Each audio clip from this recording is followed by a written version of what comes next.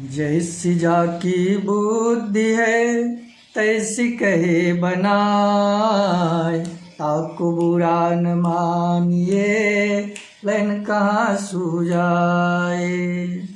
नमस्कार दोस्तों, मैं रमाशंकर सिंह ठाकुर अपने जगत गुरु योगशाला यूट्यूब चैनल में आपका स्वागत करता हूँ।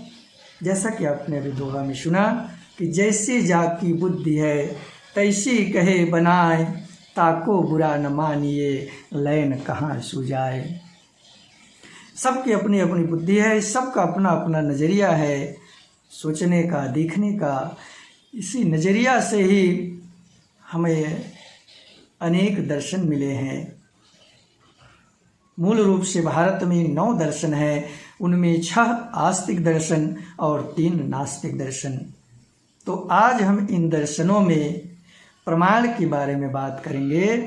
प्रमाण का मतलब होता है ज्ञान प्राप्त करने का साधन। हमारे दर्शनों में किस प्रकार से ज्ञान प्राप्त किया जाता है, कौन से ज्ञान को ऑथेंटिक माना जाता है, किस माध्यम से, किस उपाय से हम ज्ञान प्राप्त करेंगे तो उसको सही माना जाएगा। तो ज्ञान प्राप्ति का साधन है ये प्रमाण।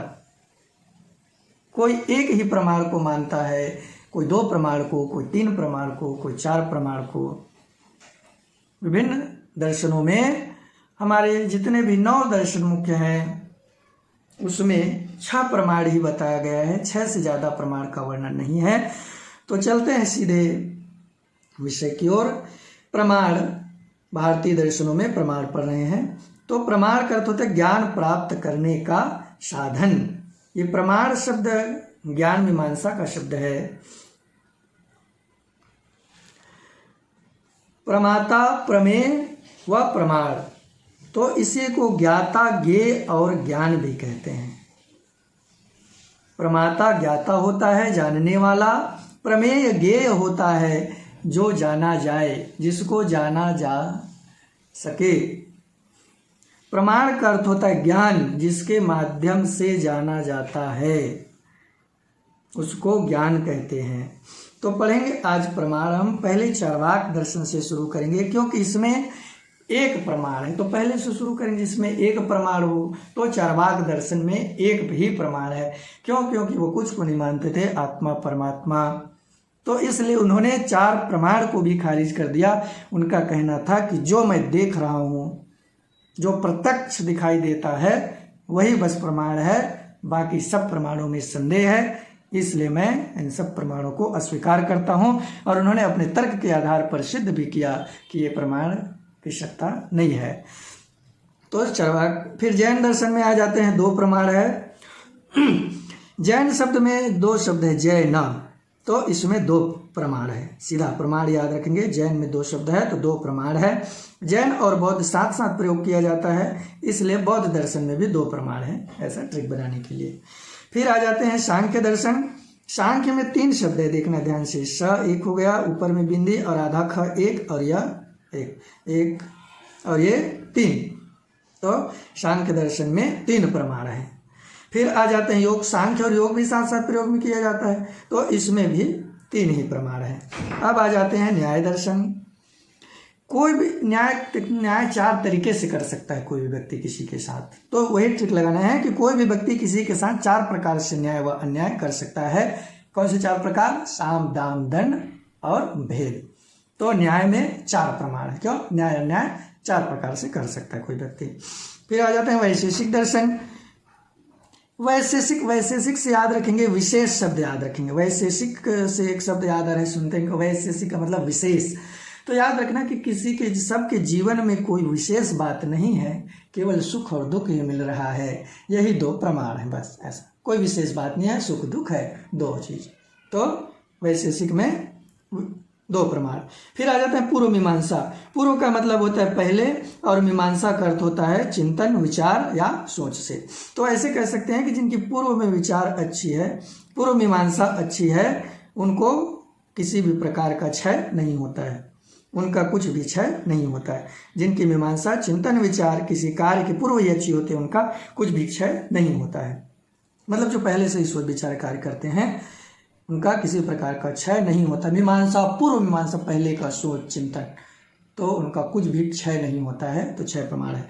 उत्तर मीमांसा, ये पूर्व मीमांसा उत्तर मीमांसा साथ साथ ही प्रयोग किया जाता है, दोनों भाई भाई की तरह हैं। जैसे सांख्य योग थे, न्याय वैशेषिक थे, वैसे पूर्व मीमांसा उत्तर मीमांसा, तो इसमें भी 6 प्रमाण हैं। तो ये हो गया 6 प्रमाण। सभी दर्शनों के प्रमाण के बारे में हम जान चुके। अब हम जानने का प्रयास करेंगे, ये प्रमाण तो है बराबर संख्या में, लेकिन क्या इनमें भिन्नता भी है। जैसे सांख्य और योग में भी 3-3 प्रमाण है, जैन और बौद्ध में 2-2 प्रमाण है, उत्तर मीमांसा और पूर्व मीमांसा में 6-6 प्रमाण हैं।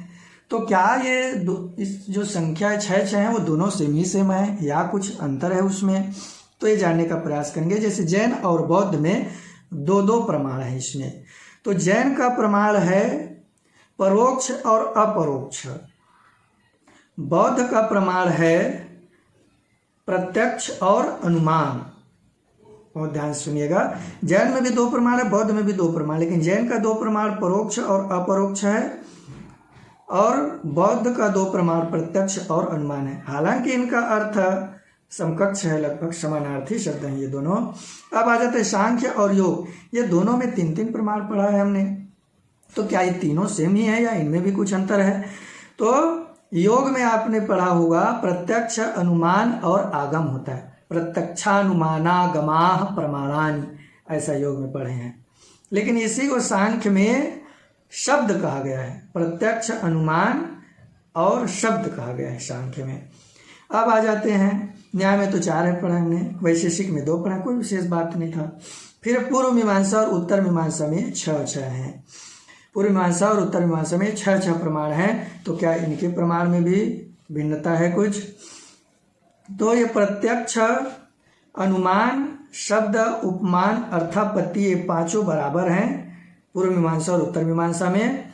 जो 6वां ये अभाव है ये पूर्व मीमांसा में है और अनुपलब्धि वो उत्तर मीमांसा वेदांत में है। ये प्रमाण हुआ। धन्यवाद, आपने बहुत ध्यान से सुना। अगर वीडियो पसंद आए तो चैनल को लाइक, सब्सक्राइब और शेयर कर दीजिएगा, ताकि यह ज्ञान की धारा निरंतर चलती रहे। अगर कोई समझ में ना आई हो कोई बात तो कमेंट में जरूर बताइएगा। धन्यवाद।